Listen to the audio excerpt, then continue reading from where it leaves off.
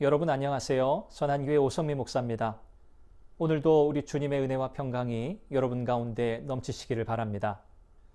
오늘은 출애굽기 2장 23절에서 3장 10절 말씀을 통해서 자기 백성을 기억하시고 돌보시는 하나님이라는 제목으로 말씀을 나누려고 합니다. 하나님은 오늘도 우리의 삶을 선하게 인도하시는 줄 믿습니다. 신실하신 하나님을 신뢰하며 믿음으로 승리하시기 바랍니다. 12월 18일 말씀과 만남 시작합니다. 이스라엘 백성은 고역으로 인하여 탄식하며 부르짖었습니다. 더 이상 고통을 견디지 못하고 큰 소리로 통곡하며 하나님을 찾게 되었던 것입니다. 긴 세월 동안 모진 고통을 겪고 나서야 비로소 하나님을 찾게 되었습니다. 하나님께서 고난을 허용하시는 이유가 여기에 있습니다. 타락한 인생은 평안할 때 스스로 하나님을 찾지 않기 때문입니다. 그러므로 평안할 때 감사하고 하나님을 떠나지 않아야 합니다. 또한 뜻하지 않은 고난이 닥쳐올 때 하나님의 크신 은혜의 역사를 체험할 절호의 기회임을 확신하고 간절히 하나님의 도우심을 구해야 합니다. 하나님은 성도들의 고통과 아픔을 외면하는 분이 아니십니다. 문제는 우리에게 있습니다. 교만하기 때문에 문제 앞에서도 하나님을 찾지 않고 하나님을 찾는다고 해도 그분을 신뢰하지 않기 때문에 어떠한 위로도 치유도 받지 못합니다. 하나님이 우리의 고통 소리를 들으시고 끝까지 우리를 돌보신다는 사실을 믿고 나아가야 합니다. 하나님은 자기 백성의 고통 소리를 들으실 뿐 아니라 언약을 기억하시는 분입니다.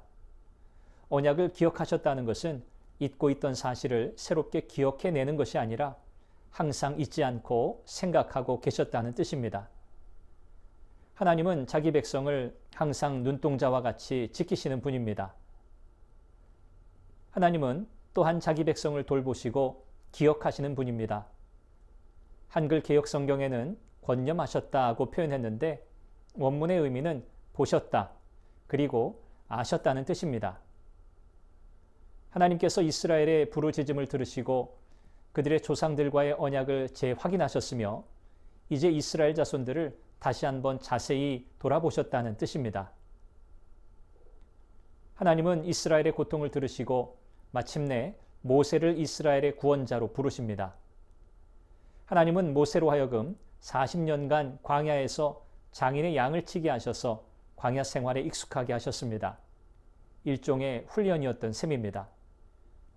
하나님은 떨기나무 가운데로부터 나오는 불꽃 안에서 나타나셨습니다.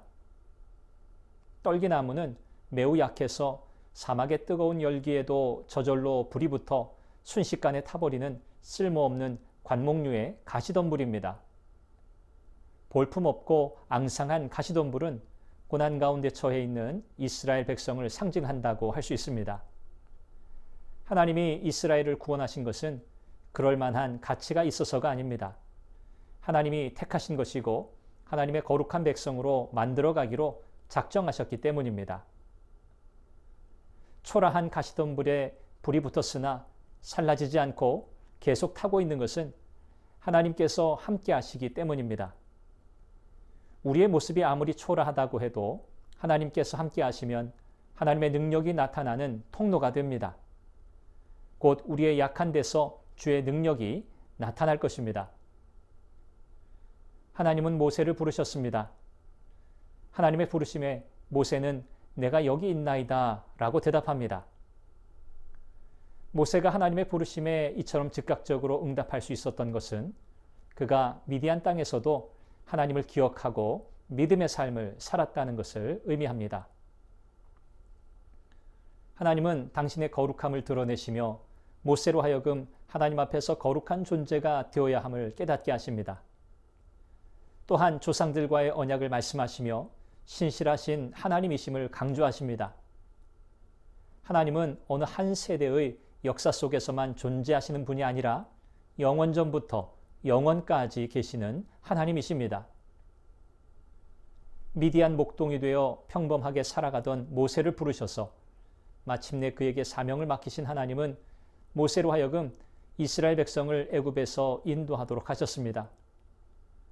오늘 우리 또한 하나님의 놀라운 계획 가운데 있습니다. 환경, 나이, 조건을 보지 말고 하나님의 계획 속에서 인생을 바라보아야 합니다. 하나님은 오늘도 그분의 놀라운 일을 이루시려고 우리를 바로 여기 삶의 자리에 두셨음을 믿으시기 바랍니다. 여러분을 축복합니다.